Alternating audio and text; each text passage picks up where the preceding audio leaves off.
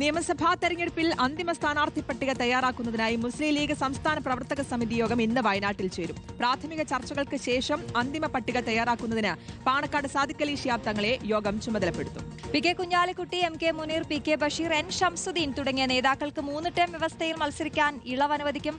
ഷഹദ് റഹ്മാൻ വിവരങ്ങളുമായി ചേരുന്നു. Shahad, good morning. ഇന്നിപ്പോൾ യോഗം ചേരുമ്പോൾ എന്തൊക്കെ കാര്യങ്ങളാണ് പ്രതീക്ഷിക്കേണ്ടത്? അന്തിമ സ്ഥാനാർത്ഥി പട്ടിക എപ്പോഴേക്ക് അറിയാൻ സാധിക്കും?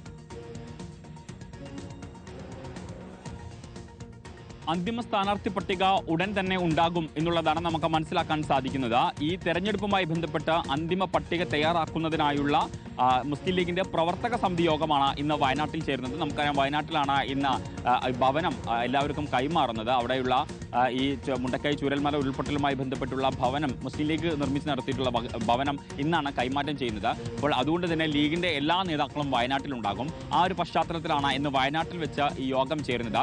പ്രാഥമിക ചർച്ചകൾക്ക് ശേഷം അന്തിമ പട്ടിക തയ്യാറാക്കുന്നതിന് പാണക്കാട് സാദിഖ് അലി ശിഹാബ് തങ്ങളെയാണ് യോഗം ചുമതലപ്പെടുത്തുക. അത് സ്വാഭാവികമായിട്ടും അങ്ങനെയാണ് എല്ലാ തവണയും അതിന്റെ നടപടിക്രമങ്ങൾ ഉണ്ടാവുകയും ചെയ്യാറുള്ളത്. അന്തിമ തീരുമാനം കൈക്കൊള്ളുക സാദിഖ് അലി ശിഹാബ് തങ്ങളാണ്. ഇന്ന് പ്രാഥമിക പട്ടികയാണ് ഇതുമായി ബന്ധപ്പെട്ട് നൽകുകയും ചെയ്യുക. പി കെ കുഞ്ഞാലിക്കുട്ടി, അതുപോലെ തന്നെ M K Muneer, P K Basheer, N Shamsuddeen തുടങ്ങിയ നേതാക്കൾക്ക് 3 ടേം വ്യവസ്ഥയിൽ മത്സരിക്കാൻ ഇളവ് അനുവദിക്കും എന്നുള്ളതാണ് നമുക്ക് മനസ്സിലാക്കാൻ സാധിക്കുന്നത്. ഒപ്പം തന്നെ K M Shaji, P K Firoz, P K Navas, Faisal Babu തുടങ്ങിയ യുവാക്കളും ഇത്തവണ പട്ടികയിൽ ഇടം പിടിക്കും എന്ന വാർത്തയും ഇതിനോടകം തന്നെ പുറത്തു വന്നതാണ്.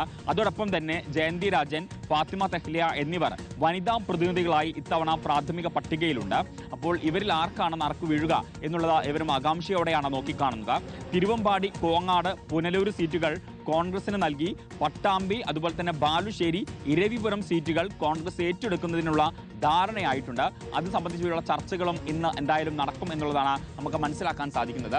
എന്തായാലും അടുത്ത മാസം ആദ്യ വാരത്തിൽ തന്നെ ഇതിന്റെ സ്ഥാനാർത്ഥി പട്ടിക അന്തിമമാവുകയും അതിന്റെ പ്രഖ്യാപനം ഉണ്ടാവുകയും ചെയ്യും എന്നുള്ളതാണ് നമുക്ക് ലീഗ് നേതൃത്വത്തിൽ നിന്നും മനസ്സിലാക്കാൻ സാധിക്കുന്നത്. ശരി, മുസ്ലിം ലീഗ് സംസ്ഥാന പ്രവർത്തക സമിതി യോഗമാണ് ഇന്ന് വയനാട്ടിൽ ചേരുക. ഷഹദ് റഹ്മാനാണ് വിവരങ്ങൾ നൽകിയത്.